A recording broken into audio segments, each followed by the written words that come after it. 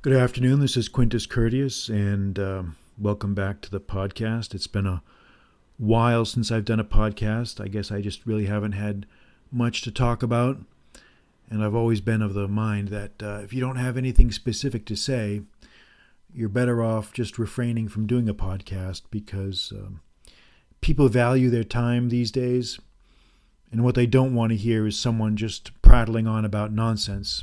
So I always thought it was a better policy just to wait until I had something to say and then say it at that time. Well, I do have something to say, and I wanted to talk about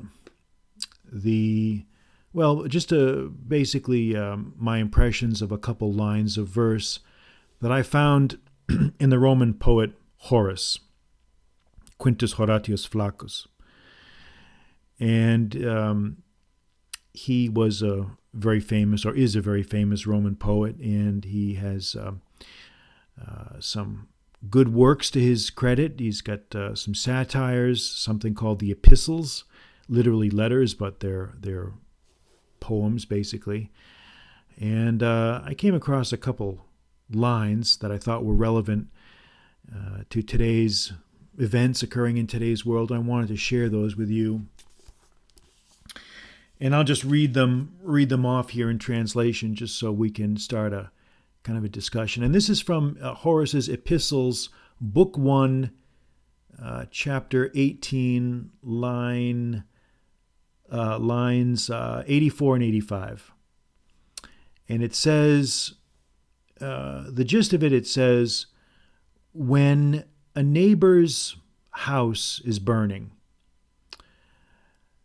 neglected fires are in the habit of gaining in strength. They're in the habit, or they're accustomed to gathering force, gathering power. So that's the gist of the two lines. When a neighbor's house is burning, neglected fires are accustomed or are in the habit of gaining strength. Now, it's pretty clear what this means. I don't think this really needs a lot of analysis. But basically what it's saying is, when your neighbor has a problem, you have a problem. When a neighbor's house is burning, that is something that directly affects you. And I thought it was worth talking about this and mentioning this because there are many people out there who think that they can wall themselves off from the problems of others. They can seclude themselves from the problems of others. They can hide from the problems of others and think that if I just put my head down and keep on going and just keep on rolling, then what is someone else's problem will stay someone else's problem. It won't affect me. I don't want to stick my neck out. I don't want to get involved. I don't want to do anything. I don't want to acknowledge the problem. I don't want to think about the problem. I want to just wall myself off in my little bubble of seclusion and pretend that the problem doesn't exist. Now, I don't know if this ever was true. People think, well, maybe it was true in the old days, but it's not true now. I don't even know if it was ever true in the old days. I've often thought, and I still believe, that we're all connected in one way or another. What happens in one part of the world can affect what happens in another part of the world. We're all interlinked. It's a word you may remember from Blade Runner 2024, interlinked. We're all interlinked, for better or for worse. What happens in some remote part of the world, or what you think is a remote part of the world, can come back and directly affect you. So this idea that I can just blissfully remain ignorant of things that are going on around me, this is a mistake. This is a big mistake. When your neighbor's house is burning, yours is going to be next.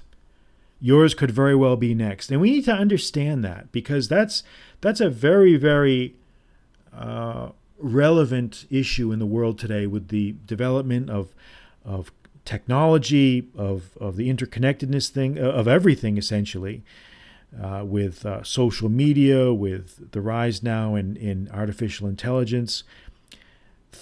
Crimes and atrocities that are committed in one place can be repeated in other places, maybe in a different form, maybe in a different context. But the powers that be are using modern history, I think, in many ways as a testing ground. They're trying to push and see how much they can get away with. They're trying to push and see what populations will endure, will tolerate. And we saw a little bit of this during the COVID panic of 2020 to 2022. We got a very, very good taste of it, where everyone wants to forget about the fact that the world basically went insane on very, very inadequate reasons, in my view. Very inadequate reasons. It was an extreme overreaction and completely mishandled, and the effects of which we're still dealing with today. But this goes also for current things that we're seeing now. Horrific atrocities in a certain part of the world that are being openly committed and without any repercussions, really, by the major world powers. And when these things happen, it has an effect. It has a moral effect. It has a physical effect, obviously. And it has a historical effect. It establishes precedent. And I think in many ways, we tend to neglect the importance of these types of horrific events because they're so terrible that we want to forget about them. We want to pretend that they're not happening. But we cannot do that. We can't do that.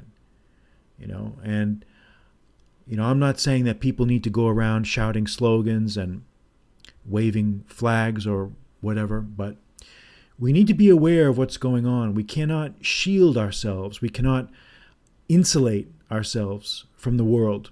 You can't just get on social media and put out pictures of fast cars and pretend everything is great and think that things aren't going to affect you. Well, we're all connected, and things that happen in one part of the world could very, very easily redound on other parts of the world.